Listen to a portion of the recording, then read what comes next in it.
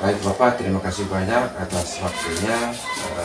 Saya melakukan wawancara sedikit terkait dengan masalah dilema etika yang ada di sekolah ini.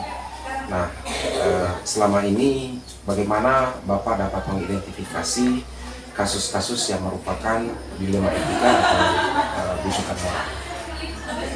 Pertama, selama ini saya melihat mempelajari data-data yang dikumpulkan oleh DP dan wali kelas. Dari data itu kita akan bisa petakan mana yang termasuk pelanggaran etika berat, mana yang pelanggaran etika ringan. Ya, pelanggaran etika berat yang selama ini terjadi terutama kasus kehamilan siswa. Ya, memang dalam kasus kehamilan ini agak sulit mengambil keputusannya. Oleh karena itu betul-betul harus dapat informasi yang akurat tentang kasus ini sehingga sekolah bisa mengambil keputusan yang tepat. Selama ini kan kasus kehamilan banyak terjadi, sehingga ambil keputusannya.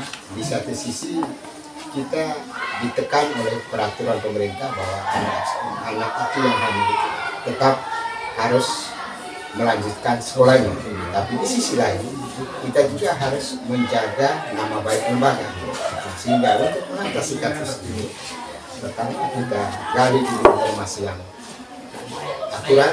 Sudah itu kita melakukan pendekatan secara kekeluargaan, kita panggil orang tuanya, kita duduk bersama di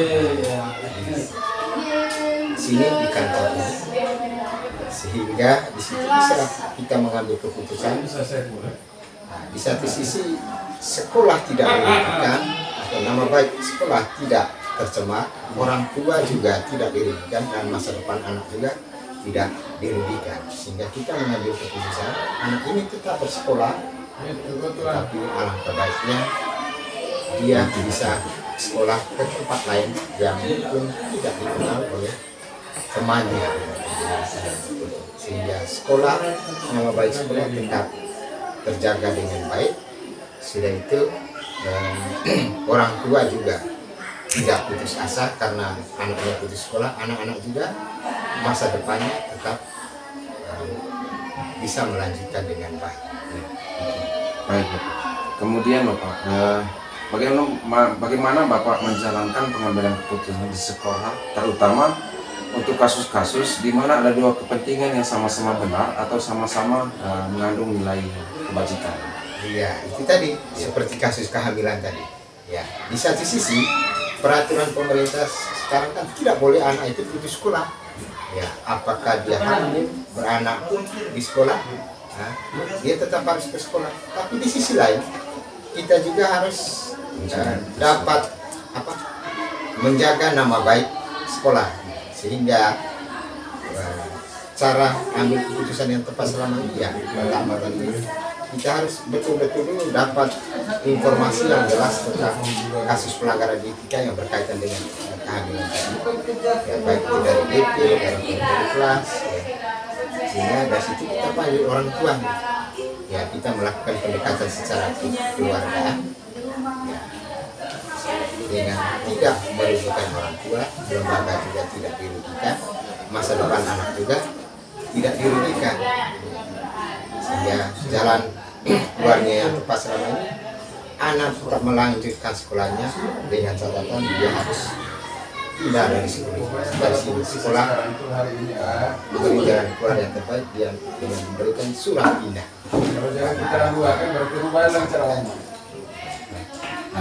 Apakah ada langkah-langkah atau prosedur yang bisa dilakukan selama ini? Mungkin tadi selain tadi itu dari BPK melibatkan orang tua, atau mungkin ada langkah-langkah lain? Ya, langkah-langkah lain selama ini ya paling selain dari BP ada peraturan sekolah juga, ya, anak-anak tidak boleh melakukan pelanggaran berat, terutama kasus kehamilan, ya, itu nanti disosialisasi oleh kepala sekolah sendiri dan juga oleh bapak ibu guru lain, maupun disosialisasi saat pertama masuk sekolah. Di samping itu BP dan wali kelas selalu melakukan pendekatan agar kasus-kasus pelanggaran berat seperti itu kalau boleh intensitasnya ditekan, atau kalau boleh dikurangi, kalau bisa tidak terulang lagi.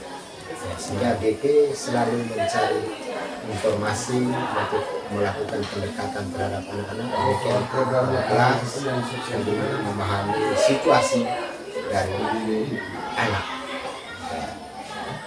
Baik. Kemudian Bapak, hal-hal apa saja yang selama ini dianggap efektif dalam pengambilan keputusan pada kasus-kasus dilema etika ini?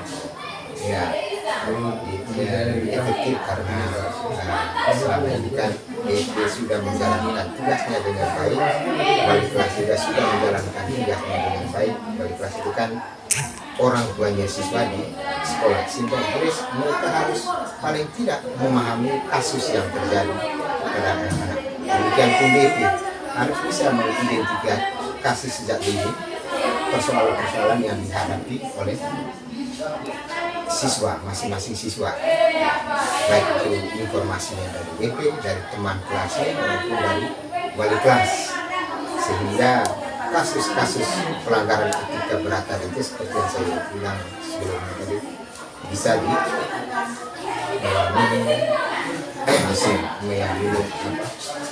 bisa ditekan, bisa dikurangi, bisa diatasi. Kemudian Bapak, hal apa saja yang selama ini merupakan tantangan dalam pengambilan keputusan, terutama pada kasus-kasus dilema etika ini?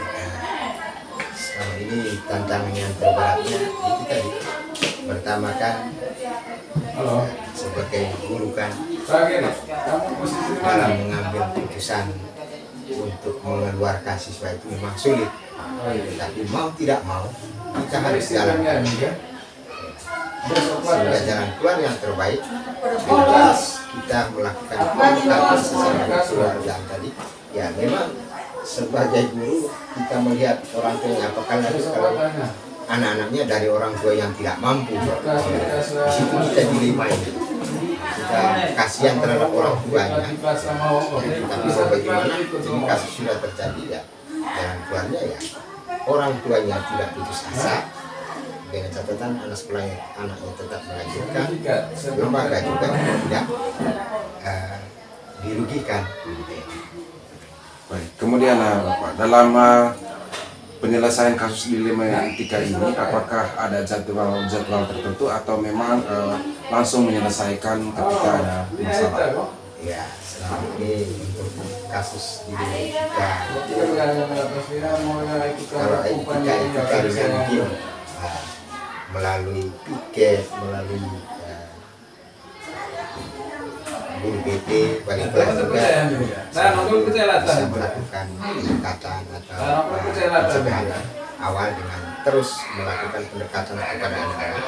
Tapi untuk kasus-kasus pelanggaran etika berat, kita tidak ada jadwal secara khusus untuk penanganannya, kecuali kalau sudah ada kasusnya baru kita, tetapi secara aturan di situ memang kita sudah ada ditetapkan di situ bagaimana kalau seandainya kasus kehamilan dikeluarkan dari sekolah dengan catatan dipindahkan. Kemudian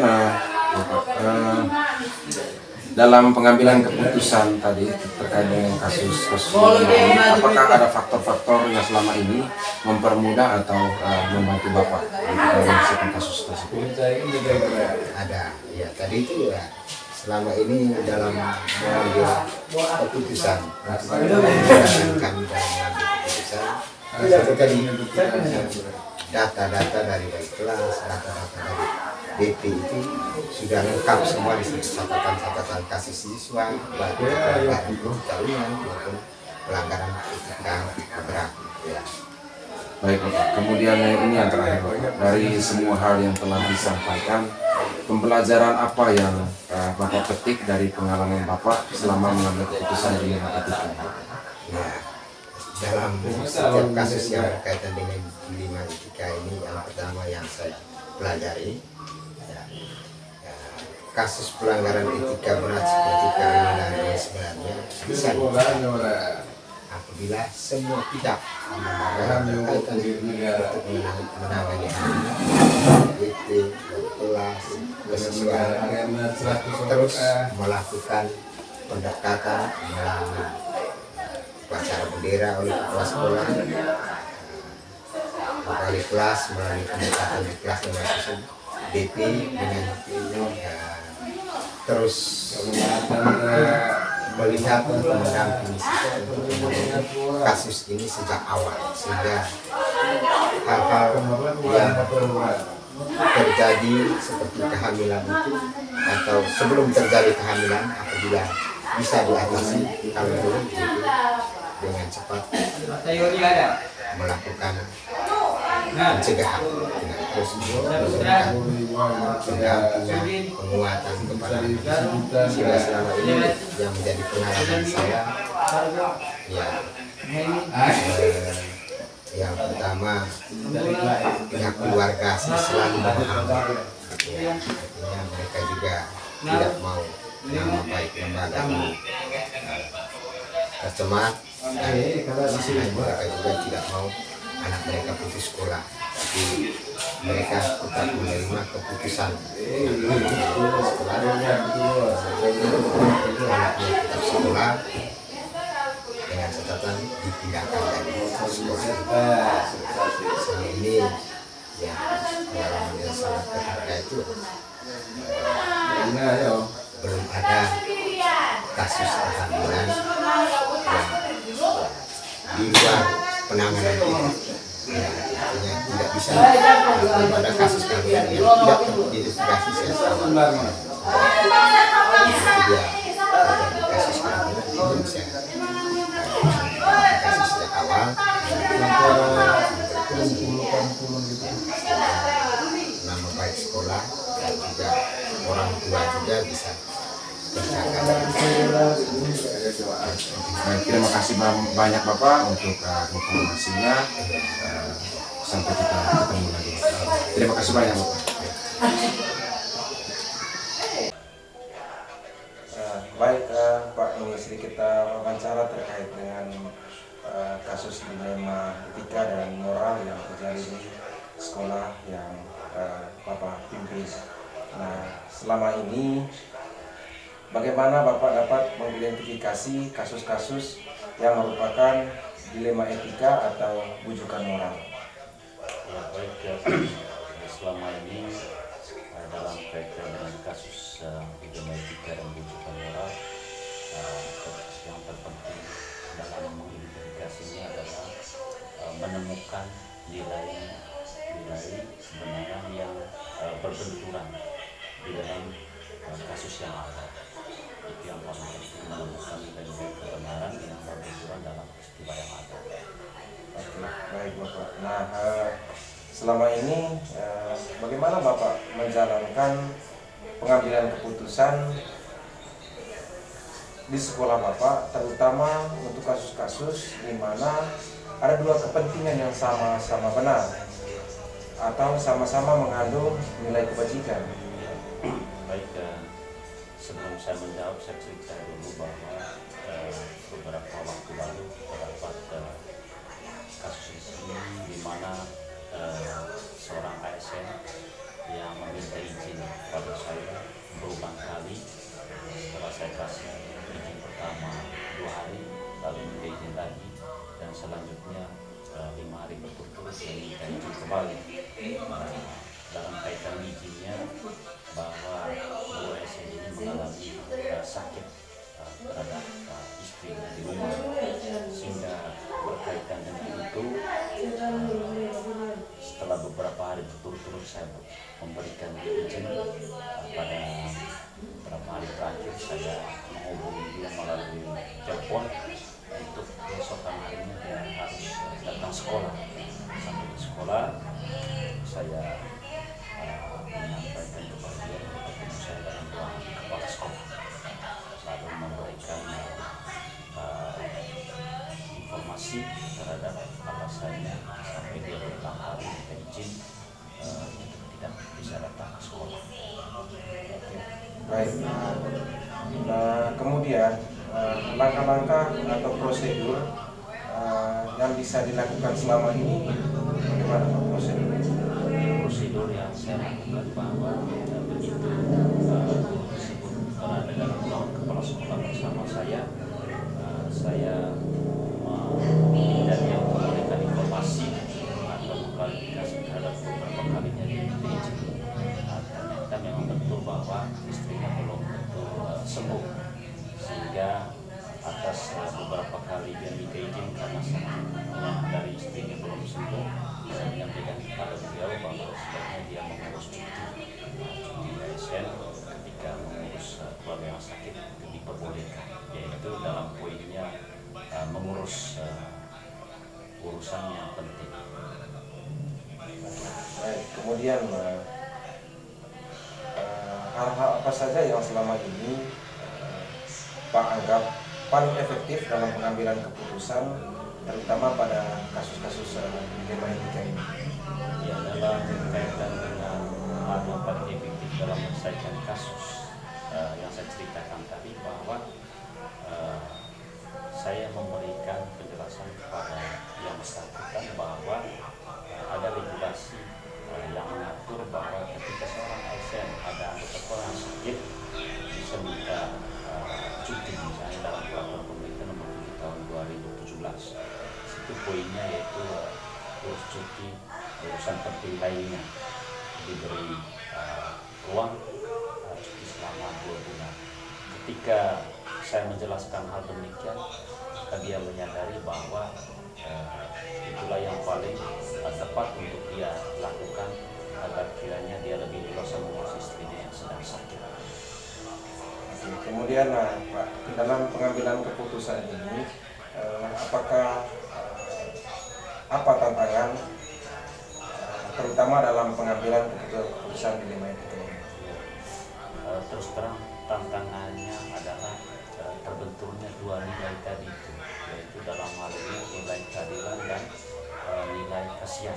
Nilai keadilannya bahwa seorang anak yang semestinya mendapat pembelajaran yang maksimal dari guru, karena gurunya alasannya mengurus keluarga yang sangat sakit, akhirnya ditinggalkan beberapa hari sudah tidak mengikuti pembelajaran secara maksimal dari guru tersebut. Dan juga di sisi lain bahwa saya sebagai pimpinan juga sebagai manusia menaruh rasa kasihan terhadap anggota keluarga dari ASN di mana istrinya sedang mengalami sakit.